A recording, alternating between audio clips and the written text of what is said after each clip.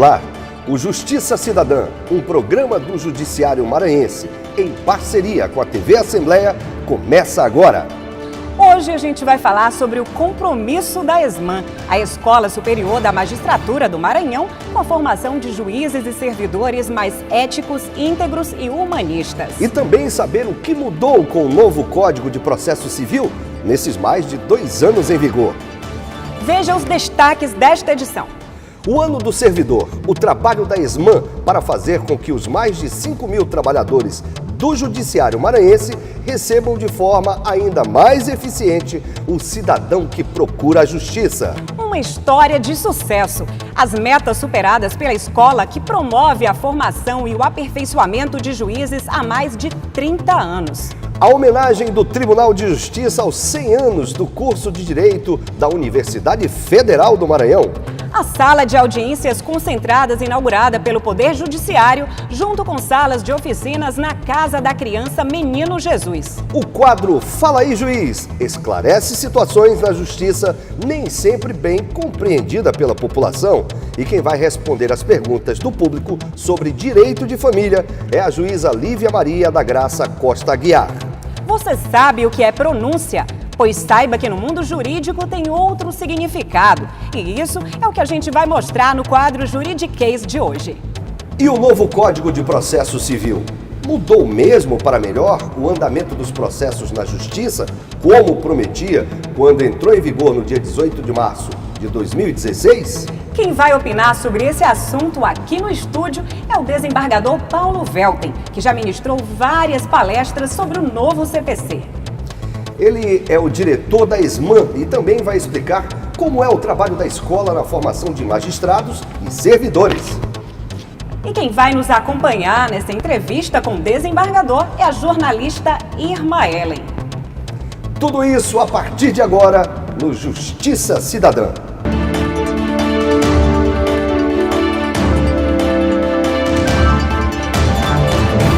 Quase 32 anos, a ESMAM, órgão do Tribunal de Justiça do Maranhão, trabalha para aproximar o juiz do cidadão e oferecer não apenas aos magistrados, mas também aos servidores do judiciário, uma visão do direito em sintonia com outras áreas.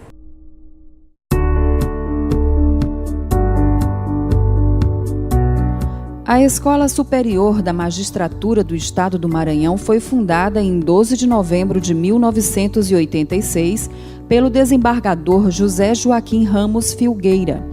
Há mais de 30 anos, a Escola Judicial cumpre a missão de promover a formação continuada e o aperfeiçoamento da magistratura maranhense. As atividades são planejadas com foco na formação de um novo perfil de juiz, mais humano, próximo do jurisdicionado, qualificado para enfrentar os constantes desafios e mudanças sociais. Todo o trabalho é direcionado ao modelo pedagógico interdisciplinar, capaz de oferecer tanto ao juiz como ao servidor do judiciário uma visão integrada do direito com as demais ciências humanas e os avanços sociais. A ESMAM mantém calendários planejados para que juízes e servidores possam organizar com antecedência a participação nas formações sem interferência nas atividades jurisdicionais. Por meio de pesquisas organizadas pelos núcleos de estudos avançados e contínuos, é feito o levantamento dos cursos de maior interesse. O mesmo ocorre em relação à Diretoria de Recursos Humanos do Tribunal de Justiça e os servidores. A escola incentiva ainda a pesquisa e o debate de temas jurídicos relevantes, colabora para o desenvolvimento da ciência do direito, o aperfeiçoamento na elaboração, interpretação e aplicação das leis, bem como a efetivação da justiça. Atualmente, a ESMAM é dirigida pelos desembargadores Paulo Welten Pereira e José de Ribamar Castro. A nova gestão impulsionou a implantação de inúmeros cursos de formação continuada, com credenciamento da Escola Nacional de Formação e Aperfeiçoamento da Magistratura, a Infam, além da ampliação das vagas para servidores, implantação de pós-graduação e convênios com instituições nacionais e internacionais, como a histórica Universidade de Girona, na Espanha, contratada para a realização de mestrado destinado exclusivamente aos magistrados maranhenses.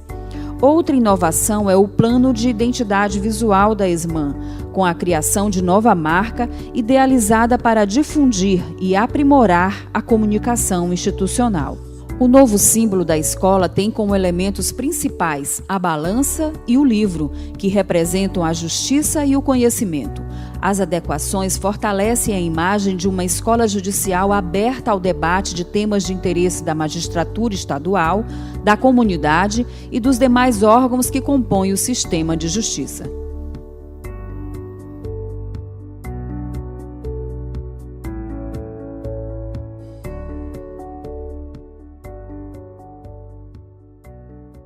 A atual diretoria da Escola Superior da Magistratura do Maranhão tomou posse no dia 17 de fevereiro de 2017.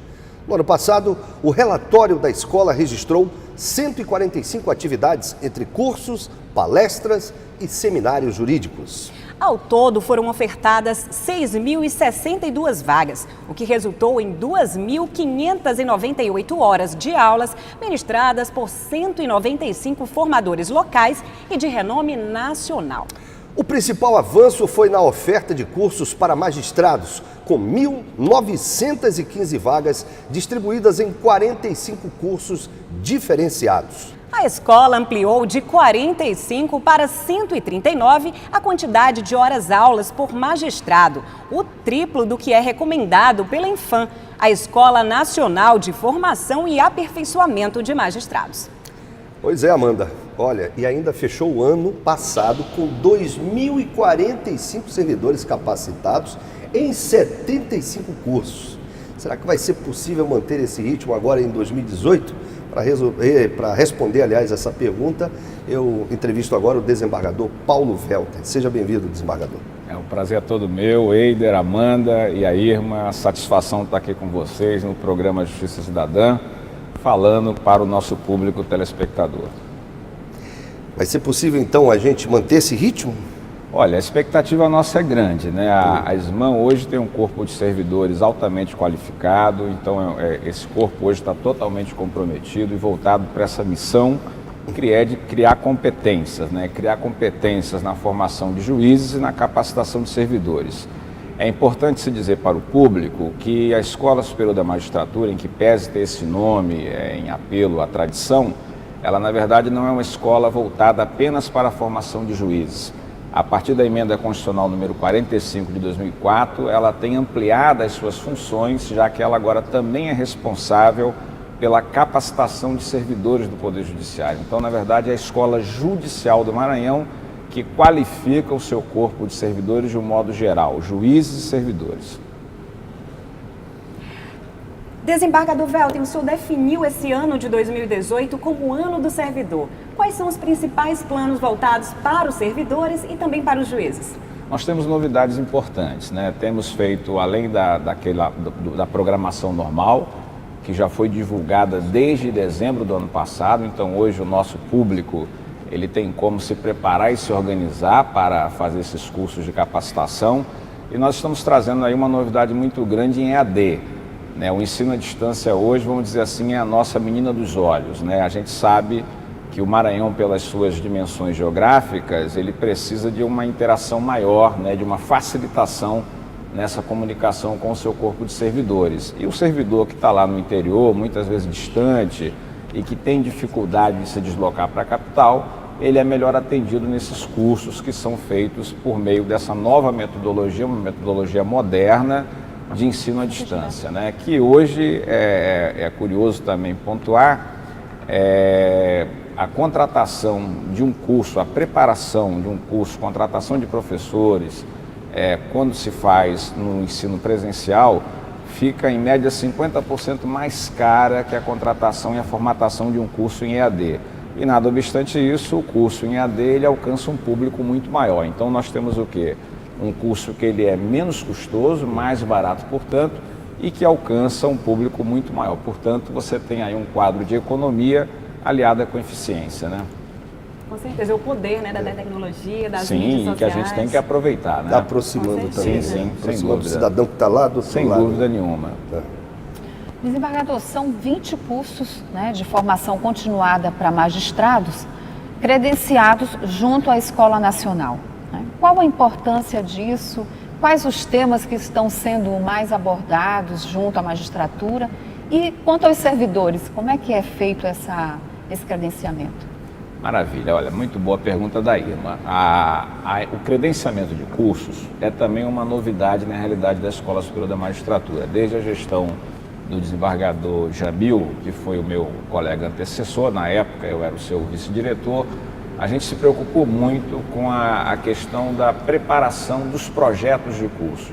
Nós fomos numa primeira reunião na Escola Nacional em Brasília e percebemos que a Escola Nacional ela estava reclamando muito em razão da preparação desses projetos. Então o que nós fizemos? Nós pegamos o nosso corpo de servidores formados em pedagogia e mandamos eles lá para a Escola Nacional fazer uma espécie de qualificação específica na preparação de projetos. A partir daí, a nossa escola conseguiu deslanchar no credenciamento de projetos de tal modo, é importante também registrar isso, que a escola hoje virou referência nacional no credenciamento de curso. Nós temos aí, é muito comum a consulta de escolas do Rio de Janeiro, de São Paulo, de estados inclusive importantes da federação, querendo saber detalhes da preparação desses programas, desses projetos de curso.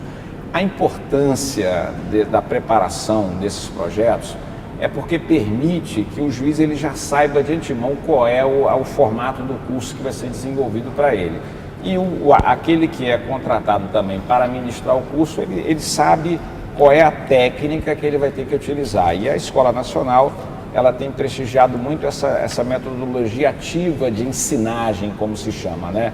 Portanto, o formador da Escola da Magistratura, aquele que vai trabalhar com a formação de juízes, ele tem que ter um quê a mais, alguma qualificação a mais, já que não se trata mais apenas daquele modelo tradicional de ensino, né? Além do ensino, ele também tem que implementar, acrescentar atividades práticas que são muito importantes para o contexto da magistratura atual. No que diz respeito a servidores, não há essa mesma necessidade. A Escola Nacional é a Escola Nacional de Formação e Aperfeiçoamento de Magistrados, mas a gente ainda assim tem a preocupação de fazer uma espécie de mini projeto para que tenha o mesmo efeito, para que os servidores saibam, vamos dizer assim, com maior expertise qual é o curso que vai ser oferecido e aquele que é contratado para capacitar o servidor também saiba dessas metodologias ativas que ele tem que introduzir nos novos cursos. Daqui a pouco a gente continua essa conversa aqui.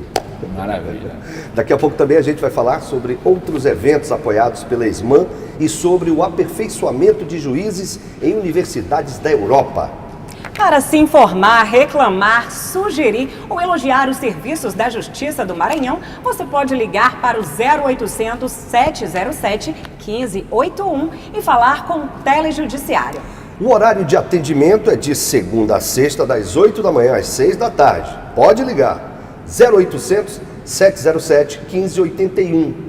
A ligação é gratuita. Depois do intervalo tem o quadro Fala aí, Juiz, com a juíza Lívia Maria da Graça Costa Aguiar, para esclarecer situações sobre o direito de família. E a homenagem do Tribunal de Justiça à Universidade Federal do Maranhão pelos 100 anos do curso de Direito. A gente não demora, é já já.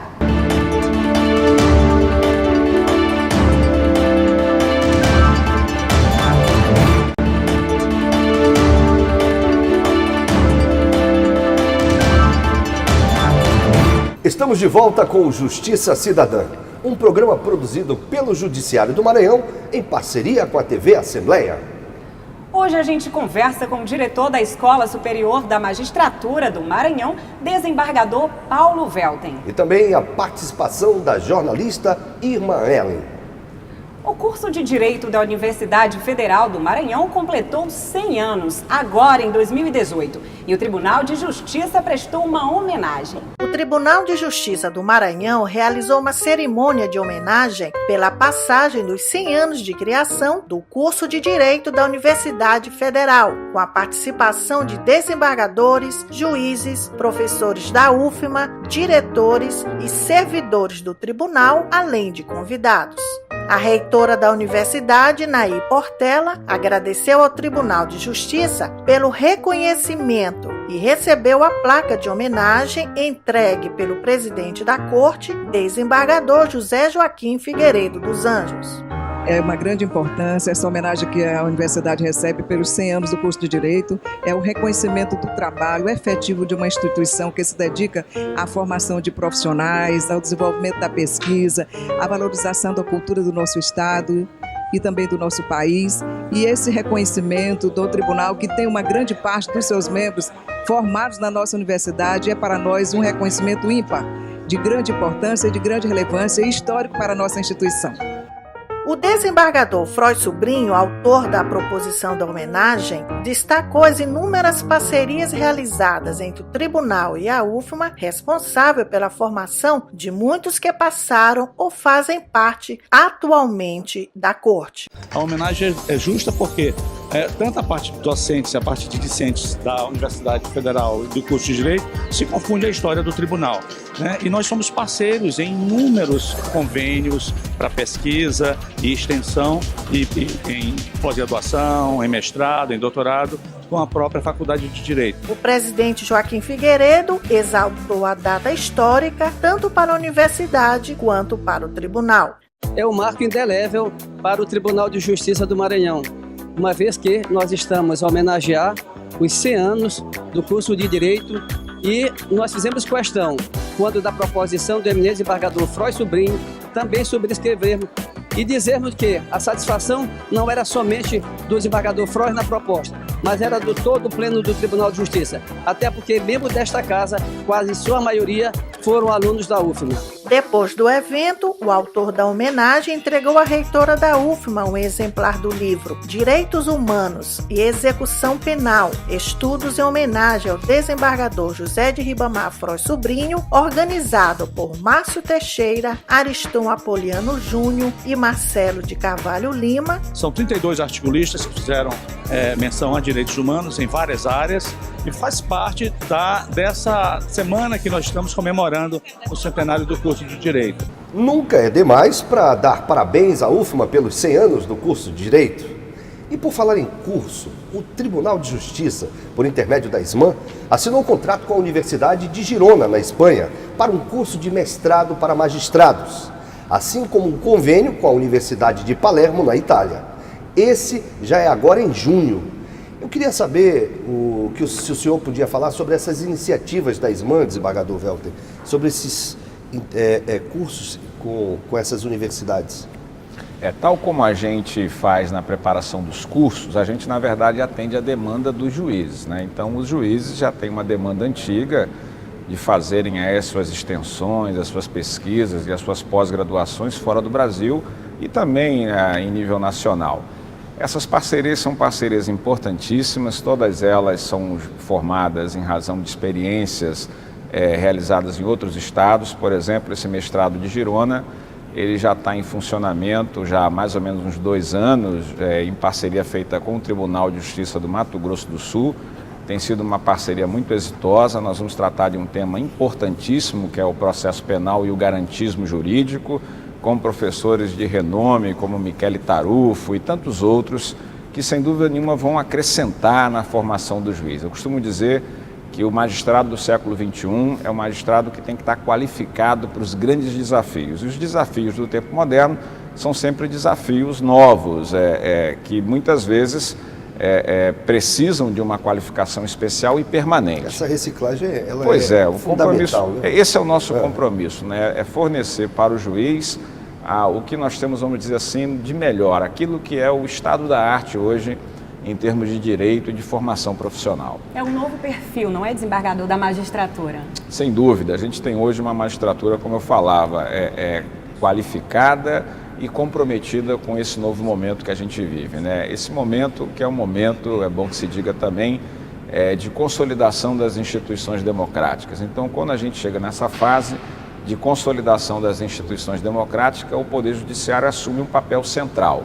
E esse centralismo que se exige hoje do Poder Judiciário, ele vai exigir de cada um dos membros do Poder Judiciário, em contrapartida, maior qualificação, maior responsabilidade e maior capacitação e capacitação permanente para atender essas demandas da sociedade, que são várias, né? Muito bem.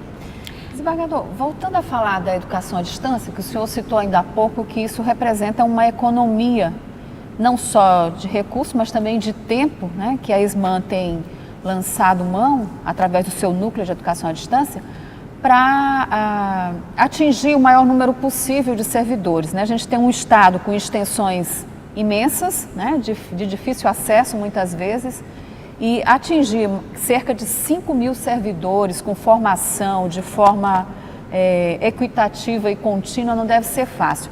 Mas esses materiais que a ESMAN produz através do seu núcleo de educação à distância estão disponíveis também para os servidores e magistrados terem acesso, mesmo depois que os cursos são concluídos?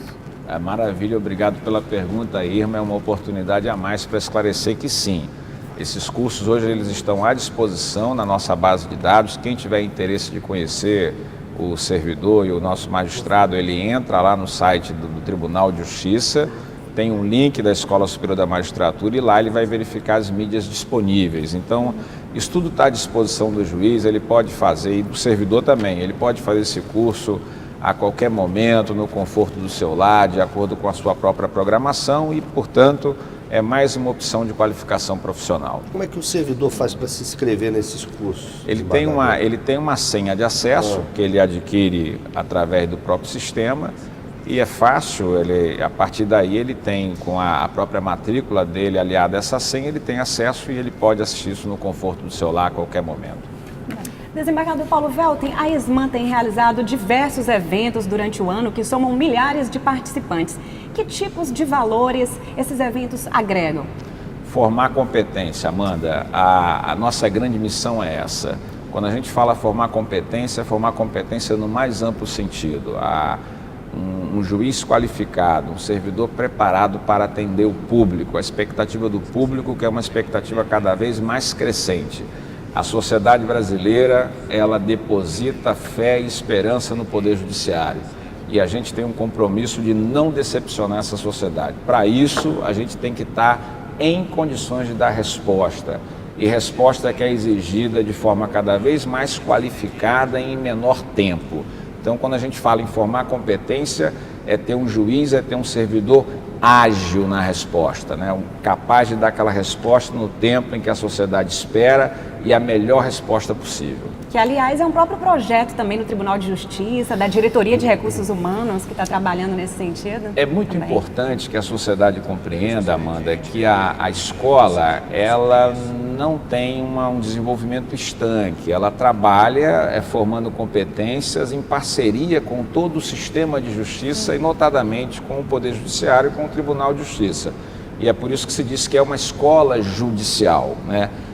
O juiz que ele se preocupa em fazer atualização permanente, em estar se qualificando permanentemente, não há dúvida nenhuma que é um juiz que está mais capacitado para atender esses anseios da sociedade. Portanto, o juiz qualificado é um juiz que está ali, vamos dizer assim, com maior capacidade de responder essa expectativa do cidadão jurisdicionado. Então, a escola, ela não é um fim em si mesma, ela trabalha exatamente para melhorar, né, na formação e na qualificação dos quadros do Poder Judiciário. O propósito final, portanto, é atender o jurisdicionado, o cidadão. Essa que é a ideia que a gente tem que ter, que é a ideia mais moderna e mais adequada para esse desafio que a gente tem. Sim, com certeza. E desembargador, e os objetivos de eventos como o Happy Hour cultural, durante o expediente? Aí vamos dizer assim, é a parte mais relaxante aí do nosso programa, né? Exatamente. Nós não podemos ter uma grade apenas de direito, voltada para o direito, sobretudo quando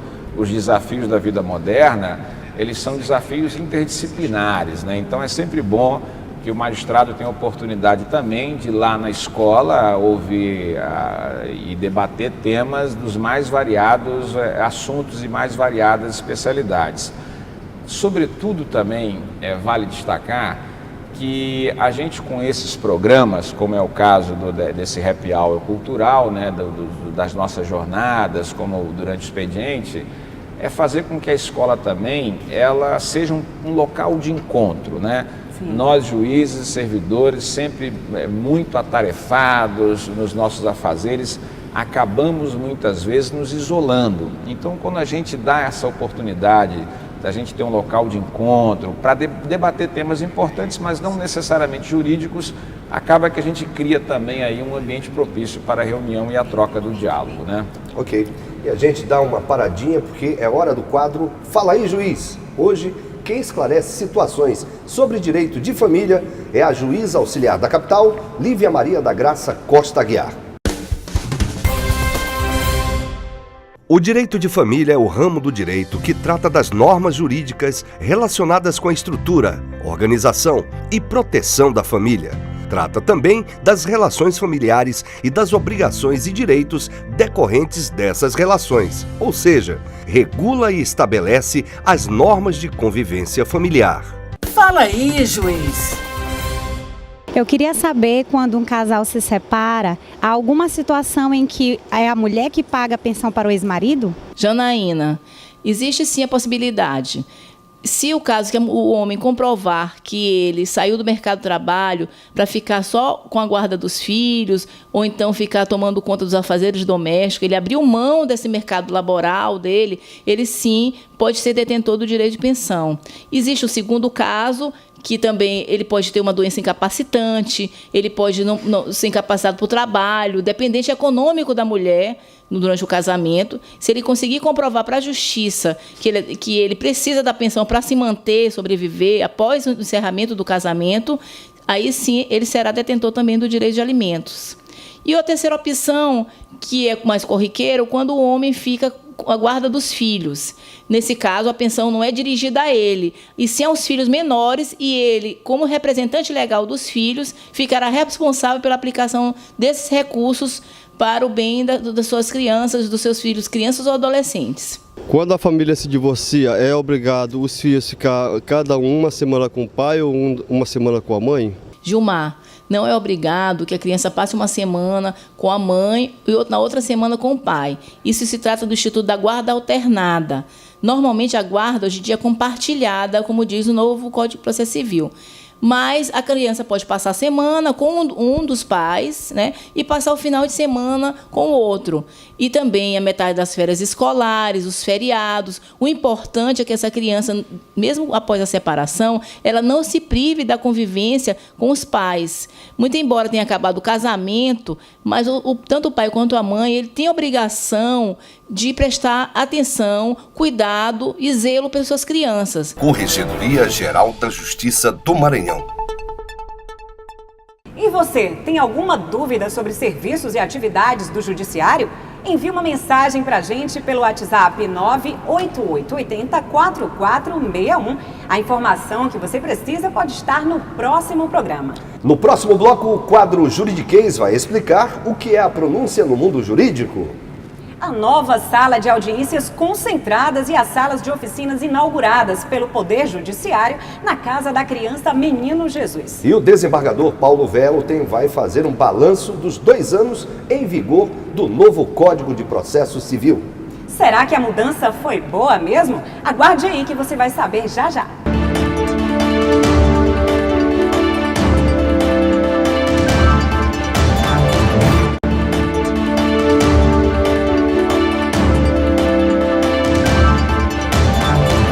Justiça Cidadã, um programa do Poder Judiciário do Maranhão em parceria com a TV Assembleia, já está de volta. A Casa da Criança Menino Jesus, mantida pelo Tribunal de Justiça do Maranhão, ganhou uma sala de audiências concentradas, salas de oficinas de corte e costura, artesanato e informática. O presidente do tribunal, desembargador José Joaquim Figueiredo dos Anjos, inaugurou um novo espaço, acompanhado da presidente da Coordenadoria da Infância e Juventude do Judiciário, desembargadora Cleonice Freire. A sala de audiências concentradas fica na Casa da Criança Menino Jesus, instalada na Fundação da Cidadania e Justiça. Aqui serão realizadas reavaliações sobre a situação de crianças e adolescentes submetidos à medida protetiva de acolhimento. Durante a cerimônia de inauguração, bênçãos do diácono Renato Fontoura.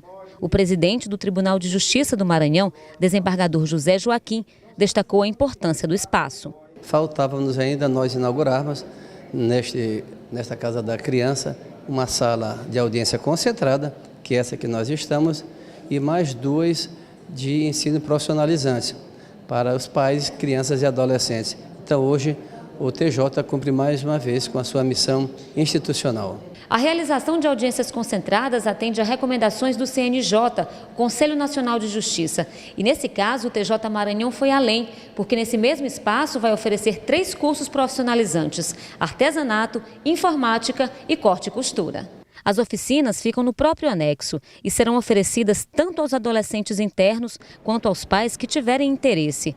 A Casa da Criança Menino Jesus é mantida pelo Tribunal de Justiça do Estado e atualmente acolhe 28 menores que aguardam o retorno para casa, uma nova acolhida ou a adoção. O trabalho da Casa da Criança é uma prevenção contra a violência. Então, as 3 oficinas que estão inaugurando hoje, que são as de informática, artesanato e corte e costura, elas vão profissionalizar adolescentes que não voltaram para as famílias biológicas ou não encontraram lá substituto, não tiveram a oportunidade de serem adotados. Então, eles serão criados, educados, profissionalizados pela própria instituição e inseridos no mercado de trabalho. Então, isso já previne estar na rua, praticar violência. Então, educar e profissionalizar, eu acho que é fundamental. A importância é que a gente tenha um ambiente, favorável a fazer as audiências concentradas no interior do abrigo, de onde as crianças estão acolhidas, e de certo traz aí uma possibilidade de nós estarmos cada vez mais perto da situação, se colocando a resolvê-las de forma mais veemente até do que vinha ocorrendo. E assim, é algo muito, a estrutura é muito boa, e a gente quer realmente fazer desse espaço um espaço que a gente possa utilizar da melhor forma possível. Hoje nós estamos conversando no Justiça Cidadã com o desembargador Paulo Welter, diretor da Escola Superior da Magistratura do Maranhão. O novo Código de Processo Civil entrou em vigor no dia 18 de março de 2016. Um dos objetivos do novo CPC à época era possibilitar um menor número de recursos e, consequentemente, dar celeridade ao andamento nos processos no judiciário. O desembargador Paulo Welter estudou a fundo o código e ministrou várias palestras sobre o tema. O novo CPC vem cumprindo o que prometia nesses 2 anos em que está em vigor, desembargador Paulo Welter? Amanda, olha, o código ele está projetado, vamos dizer assim, ele está preparado para isso. Nós não temos aí, por enquanto, uma pesquisa de resultados. É muito importante que a gente faça isso, certamente o CNJ ele deve encomendar algo do tipo. Agora, é bem verdade que, como o Eider falou, nós tivemos esse propósito aí ambicioso de reduzir o número de recursos pela criação de uma melhor performance do Poder Judiciário. O Código, na verdade, ele teve 3 grandes grupos de objetivos que é sempre importante lembrar. O primeiro deles de criar uma legislação mais enxuta, uma legislação que seja preparada para resolver problemas, para dar maior integridade ao sistema e facilitar, gerar facilidades. O segundo grupo de objetivos tem a ver com a entrega de uma prestação jurisdicional de mérito. Não tem mais sentido você passar muitas vezes 2, 3 anos na tramitação de um processo e no final das contas o juiz dá uma solução processual, que é aquela solução que não resolve o problema do jurisdicionado. Então, portanto, o Código hoje está voltado para prestigiar a solução de mérito, que é aquela solução que resolve o caso, resolve a controvérsia. E o terceiro grupo de objetivo, esse daí que toca mais com esse questionamento feito pelo Eider, de fato está voltado hoje para gerar uma melhor performance do Poder Judiciário. E de que forma que ele vai gerar essa melhor performance? É através dos instrumentos, os chamados incidentes que ele tem, o incidente de assunção de competência, é um incidente importantíssimo, que diante da importância da demanda desloca a competência do julgamento para um órgão de maior posição, como é o caso do Pleno do Tribunal, e uma vez o Pleno decidindo naquela matéria, aquele julgamento repercute em todas as demais causas da Justiça. O outro incidente importantíssimo é o IRDR, o Incidente de Resolução de Demandas Repetitivas, que tem também uma contextura muito parecida. A ideia qual é? Havendo múltiplos processos repetidos sobre a mesma matéria, o tribunal, portanto, chama para si, como órgão de cúpula do Poder Judiciário local, a missão de dar uma solução, e essa solução também serve para todos os demais casos. Portanto, o Código ele tem esses instrumentos que são instrumentos, vamos dizer assim, favoráveis à criação de uma decisão que sirva como paradigma para outros casos semelhantes. E, sem dúvida, à medida que o Código consegue, se ele conseguir alcançar esse objetivo, nós vamos ter, o que se espera, uma redução significativa do número de recursos. Portanto, a expectativa é grande. O que é fundamental é que o intérprete, e aí não apenas o nosso juiz, mas também os advogados que formulam as teses, os membros do Ministério Público que também oficiam no processo, eles tenham vamos dizer assim, um conhecimento muito claro, vamos dizer assim, do espírito e desses grupos de objetivos, vamos dizer assim, que justificaram a chegada do novo Código de Processo Civil. Um novo código, para que ele possa ter a eficácia que se espera, ele vai ter que ter um intérprete igualmente qualificado, um intérprete do seu tempo. Nós não podemos ter hoje um juiz interpretando o novo Código de Processo Civil, as regras do novo Código de Processo Civil, um operador do direito de um modo geral, interpretando as novas regras com a cabeça voltada para o passado, olhando no retrovisor, como se ele estivesse interpretando aqui com base no Código de 73. Então, o que se exige, na verdade, é um intérprete atualizado em condições de extrair do Código de Processo Civil aquilo que de melhor ele tem e que é, de fato, um processo mais efetivo, não apenas célere. O Eider falou na celeridade. Alguns doutrinadores entendem que a celeridade nem é um grande objetivo desse código.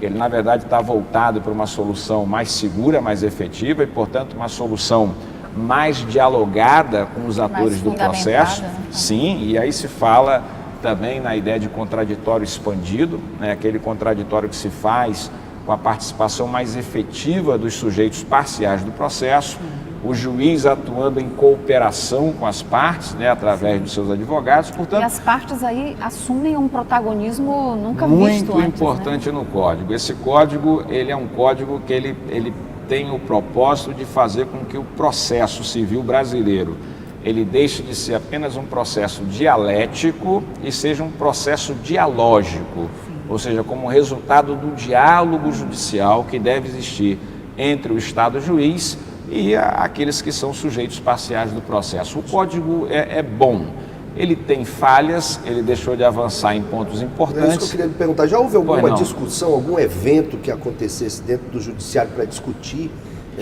a eficácia desse código? Vários. Na escola da magistratura mesmo, nós estamos fazendo vários desses simpósios, né? Temos aí contratado, chamado para participar de debates, juristas, vamos dizer assim, de grande nomeada, respeitadíssimos no Brasil e até internacionalmente. Dá para adiantar? Os nossos juízes participam efetivamente. Observação que foi feita por eles? Sim, sim.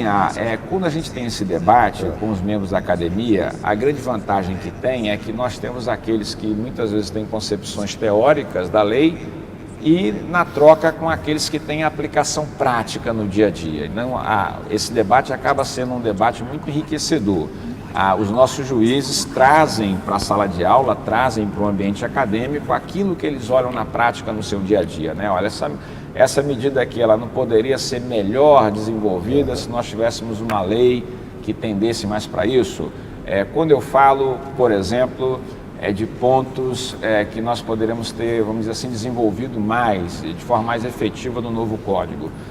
Uma falha que os juízes e os intérpretes, de modo geral, apontam no novo Código de Processo Civil é o fato de nós termos mantido o efeito suspensivo do recurso de apelação como regra, né? À medida em que sai uma sentença e essa sentença tem a sua eficácia contida pela interposição de um recurso, sem dúvida nenhuma a gente acaba desprestigiando o juiz de primeiro grau, que é aquele juiz responsável pela instrução do processo e pelo contato mais direto com a sociedade no momento de proferir a sua sentença. Foi uma opção do legislador, nós temos que respeitar, isso é natural de um código que é desenvolvido e editado num ambiente de democracia, mas é uma falha importantíssima que talvez nós pudéssemos ter corrigido, até porque ela é contraditória com o próprio Instituto de Antecipação da Tutela. Vejam vocês, o juiz, quando ele antecipa uma tutela, e o que é isso para que o nosso público, o espectador de um modo geral, possa entender? O juiz ele tem ali elementos que permitem que ele conceda uma decisão logo no começo do processo e essa decisão ela é executada de imediato. Quando ele faz isso, ele ainda não tem grandes elementos no processo, ele tem muitas vezes só a versão daquele que ingressa com a petição inicial, que é o autor da ação. Muito bem, essa decisão ela tem cumprimento imediato.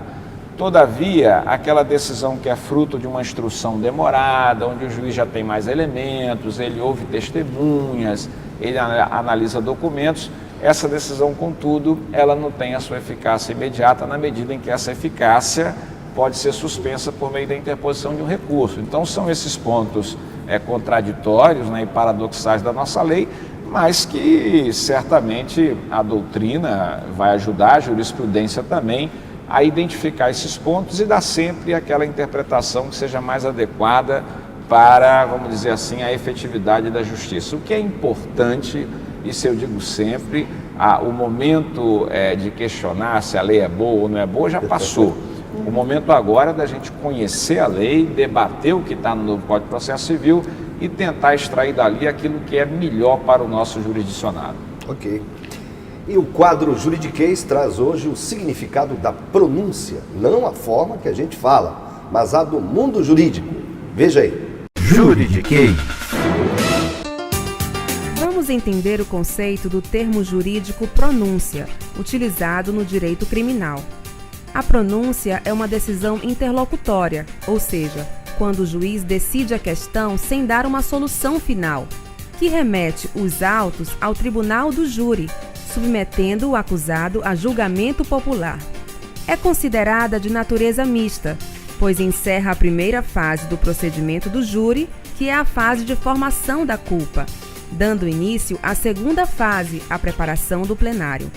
Em outras palavras, a pronúncia é exatamente o ato que encerra a primeira grande fase, na qual se produziram as provas e os argumentos das partes, propiciando a instauração da segunda, conhecida como julgamento da causa, na qual ocorrerá a sessão plenária para julgamento do réu pelos jurados. Pronúncia: decisão que leva o acusado a julgamento pelo tribunal do júri. Anota aí. Então, muito obrigada, desembargador Paulo Velten, pela sua participação no nosso programa Justiça Cidadã. Parabéns pelos diversos projetos à frente da ESMAN, beneficiando milhares de servidores, juízes. Olha, eu é quem agradeço, foi um prazer, uma honra muito grande estar aqui num programa tão bem desenvolvido, tão bem feito como esse. A título de considerações finais, eu quero parabenizá-los, parabenizar o Tribunal de Justiça, essa iniciativa do desembargador José Joaquim Figueiredo como presidente do tribunal, de firmar essa parceria com o deputado Otelino Neto, na qualidade de presidente da Assembleia Legislativa, ela tem tudo para ser uma parceria muito exitosa. Boaventura de Souza Santos tem uma obra fundamental chamada Para a Revolução Democrática do Poder Judiciário. E ele fala lá que nós do Poder Judiciário temos sempre uma dificuldade secular de nos comunicarmos com a sociedade. A gente sempre perde uma oportunidade de fazer isso. Então esse programa ele introduz uma nova perspectiva, né? Nós temos aí tudo para fazer uma melhor comunicação possível com a sociedade, mostrar para o cidadão aquilo que é feito no Tribunal de Justiça, aquilo que é feito nas unidades jurisdicionais do primeiro grau e mostrar para o cidadão que nós juízes somos pessoas comuns, pessoas que têm também as suas angústias, que sofrem com as suas aflições do dia a dia, mas que são também pessoas comprometidas, né, em entregar uma prestação jurisdicional adequada, no menor tempo possível, e para isso a gente faz um esforço cotidiano, né, esse esforço que é fruto de comprometimento, que é esforço, vamos dizer assim, é resultado de uma disposição importantíssima de melhorar a cidadania, de fortalecer as instituições da democracia, o que é bom para elevar o patamar civilizatório do nosso Estado, portanto é bom para todo mundo. Ganha todo mundo com esse programa, vocês estão de parabéns também. Maravilha, nós agradecemos em nome da equipe toda que produz esse programa. Maravilha. Obrigado também à jornalista. Eu é que agradeço poder contribuir com mais esse canal de comunicação, né, do Judiciário e do Legislativo com os cidadãos. Obrigada. Parabéns. Você quer mandar uma pergunta para a gente? Quer reclamar, sugerir, elogiar? Então envie uma mensagem para o 98880-4461. Bom, chega ao fim mais uma edição do Justiça Cidadã, uma produção do Judiciário do Maranhão em parceria com a TV Assembleia. Não esqueça, no próximo sábado tem uma edição inédita, com reapresentação às segundas e quartas, às 9 da noite. Até a próxima edição. Até lá!